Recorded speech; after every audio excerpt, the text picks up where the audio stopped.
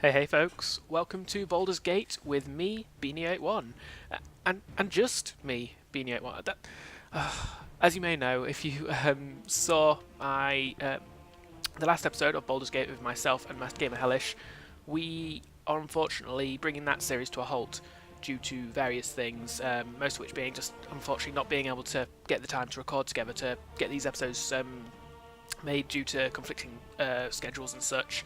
So, that all said, I still love this game, and doing a solo run is a lot easier to just put the timing so I can just do it whenever I feel like playing it.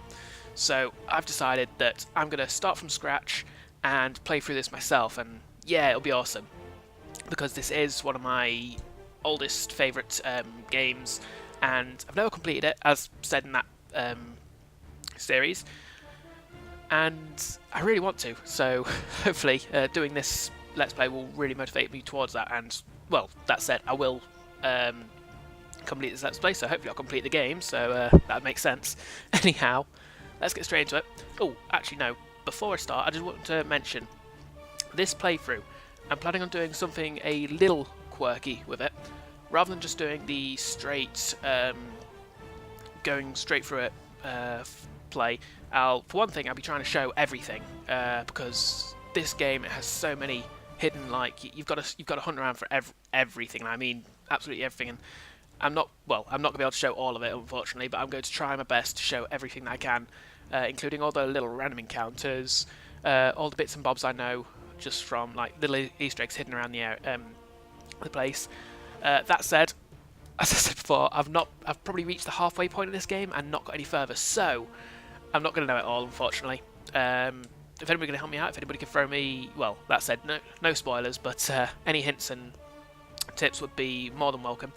That said, though, the quirky thing that I'm doing with this game, this playthrough, I've decided that I'm going to have 4 characters that I'm going to run through the game with as my constant characters. However, the last 2 slots are going to be filled up with randoms, by which I mean every time I come across a NPC that can fit in my party, I'm making a rule that I have to drop one of my either my 5th or my 6th character, one of the randoms, and have them join my party. And I believe that there's no characters that join your party like more than 2 at a time. So, saying that I'll just leave my 5th and 6th slot open for them should be enough. That said, I'm going to go with my 4 main characters. Not going to spoil who they are yet. You'll see my first main character in a minute, because I'm going to make him very momentarily. However, the other 3, not going to spoil it. I'll let you see that as we come across them in the game. Although, if you've seen a series of Master Gamer Hellish, you can probably guess 1 or 2 of them. Anyhow, that all said and done, let's get straight into it. Let's build my first character, the main character, the protagonist.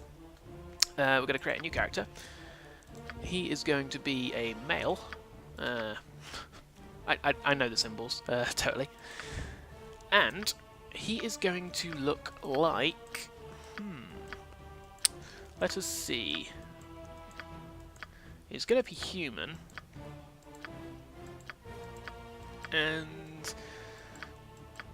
well, I'm not going to say what class he's going to be just yet.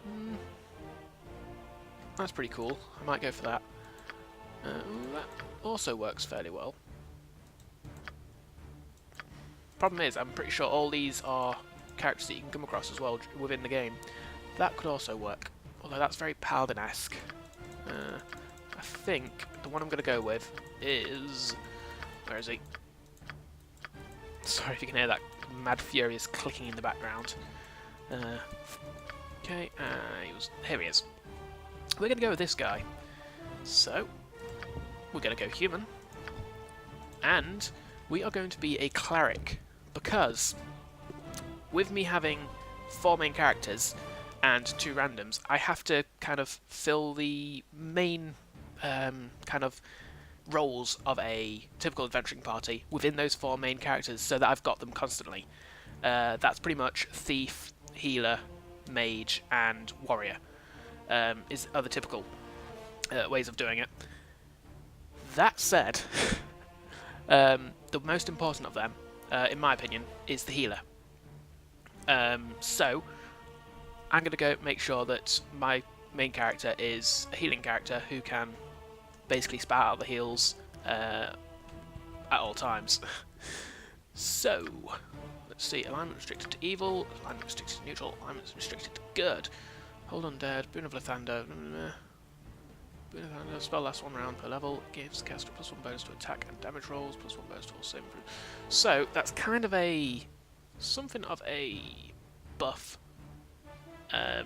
priest. What's Helm? True Sight, again, bit of a buff. Spell creates a sword in the cleric's hand that cannot be dropped when equipped. Sword is considered a +4 weapon. Wahey! Oh, it doesn't apply to attack or damage, never mind. Weapon sets the number of attacks of the cleric to 3. Lasts for 1 round per level of the caster. Okay. And Priest of Talus. May cast lightning bolt once per day. But I don't want to be evil. I typically don't play evil characters in games. Yeah,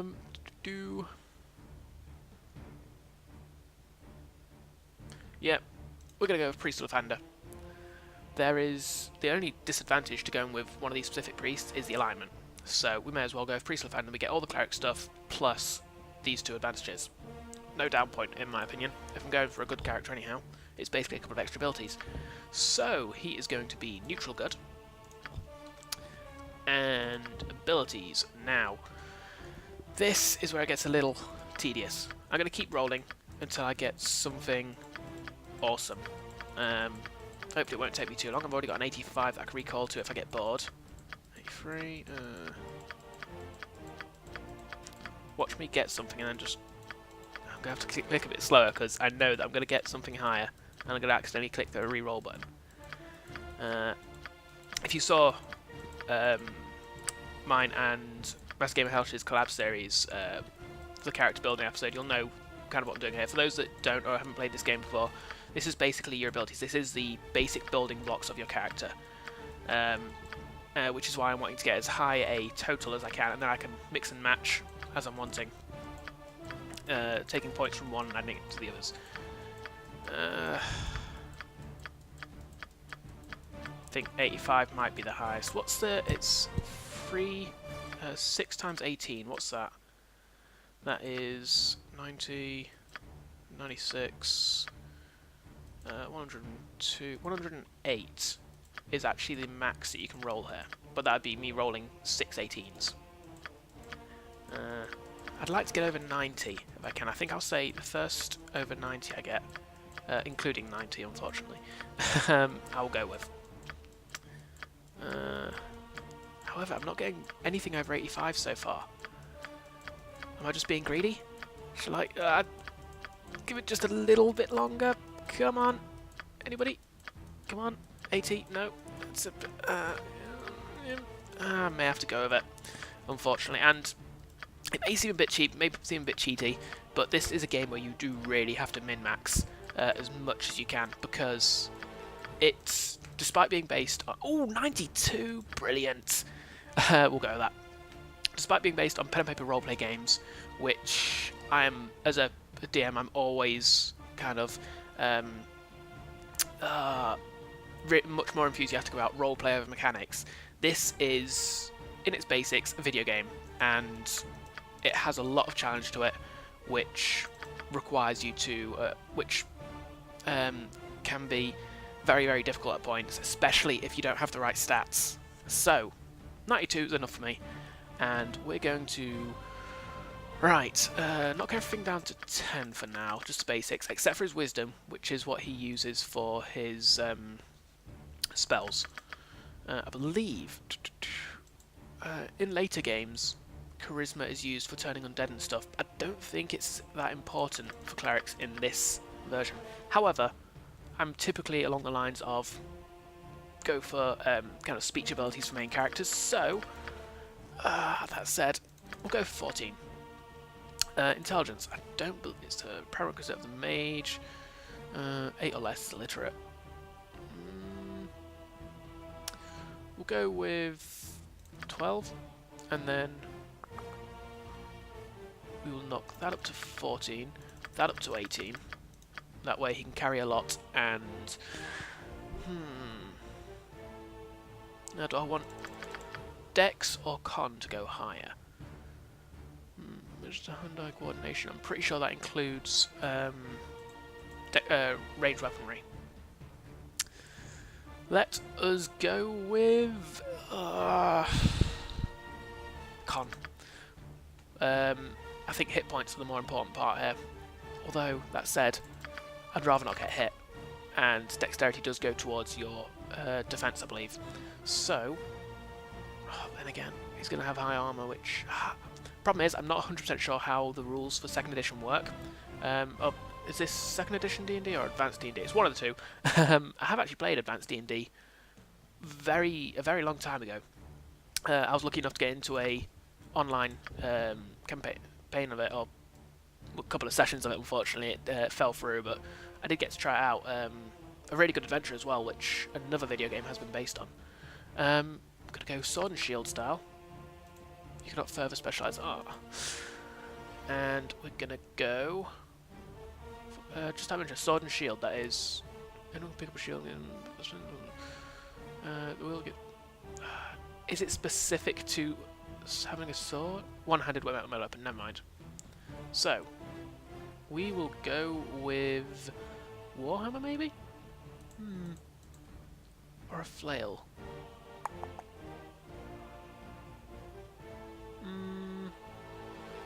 Is it too high? I think I'll go with Warhammer. Okay. Now, spells. This isn't that important, it's just what we have memorised at the very start of the game. We can change it every day if we want to anyhow. Let's grab a quick look at what we have. We have, Shillelagh. We have Sanctuary. Sorry, I should mention, I suppose I'll go through these quickly now to save going through them later. Shillelagh is effectively a magical weapon. Sanctuary is basically that character can't be attacked by anything that fails a certain will save. It's basically a last-ditch run-away kind of tactic. Typically what DMs have on their reoccurring bosses during campaigns, as my players have found out. Remove Fear, does what it says in the tin. Protection from Evil, that grants bonuses on things like defense and saves against anything that has the alignment descriptor of evil, whether a living creature or a spell or a weapon. Items and such can have alignment descriptors as well, and that includes them. Magical Stone, I believe that's basically creates... Priest can create a small magic... Oh, it's only one pebble. And then you throw it. It's basically a ranged magical weapon. A ranged version of Shillelagh, except one-time use. We have Doom, which is basically a debuff. Detect Evil is... Yeah, basically, it does what it says in the tin again. Any emanations of evil start glowing. Not going to use that. I hate that. I hate that spell in pen and paper. I hate it in video games. You should not have any kind of spell or ability that is basically this is the bad guy. Yeah. Well, okay then.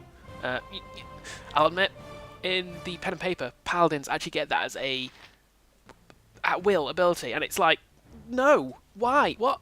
Why are you ruining the plot? It's I hate it so much. I've actually kind of altered it in my games as basically a bonus on sense motive that's rolled behind the that's kind of added behind the scenes whenever they're talking to somebody who's evil, which makes a lot more sense to me because far too often in stuff I've ran, you've had that bad guy that pretends to be a good guy to help them out, and that could just go so wrong if the paladin just looks at him and goes, "You're evil." Huh. Well, just gonna kill you now, and so that story I wrote, yeah, it's just, you see that window? Yeah, it's just gonna have it. Anyhow, carrying on, command is basically a control. It's a very, very simple control. So you can put them to sleep for a single round. Oh, Yeah, that's actually a very basic version of the command spell. Obviously, it's been dumbed down for the video game, I guess. In pen and paper, you can do a little bit more with it. Like, you can tell them to trip, drop, move, that kind of thing. Just basically one-word commands. Bless is a party buff. Yes, and that's probably one that I'm going to have memorised quite often, so I'm going to put that on there. Armour of Faith.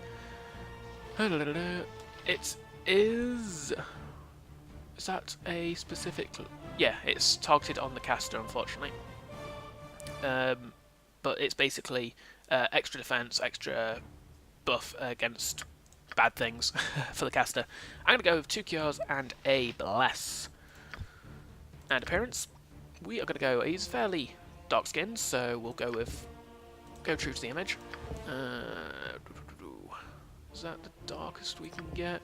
I'm a little off with me colours, but I think I can tell that. Black hair. I'm going to go true to the image here as much as I can. Green, and actually that looks quite good. What was that? Okay. And finally the voice. Death to you all! As it should be. Your life ends here. I alone belong here. I am... Time. Nope. You got this coming! If nobody else is gonna step up, why not? Ready for that nap any time now. What's it gonna take to get a little action around here? I'm liking that. Let's give them a right thrashing. Well, of course. I am the obvious choice. I feel like that would just be called I British. grow torpid and require slumber. Get over here. Right then, I'm in charge. None of them really fit. You got this coming! If nobody else is gonna Yeah, step up, none of them why really not? fit perfectly, so I'm going to go with this. I could probably find a masculine female voice in honesty. At least one of them will be kind of an orcish female, I'm sure. Anyhow, this is actually new design for a character. Usually, especially in games like this, I tend to reuse characters that I've played in other pen and paper games, which is unfortunate because I actually get very little chance to actually play characters other than in video game versions of pen and papers, because I'm more often DMing than not. However, this time this is a brand new character, so I've got to think of a brand new name. So I think something kind of fancy-esque. How about Duronic?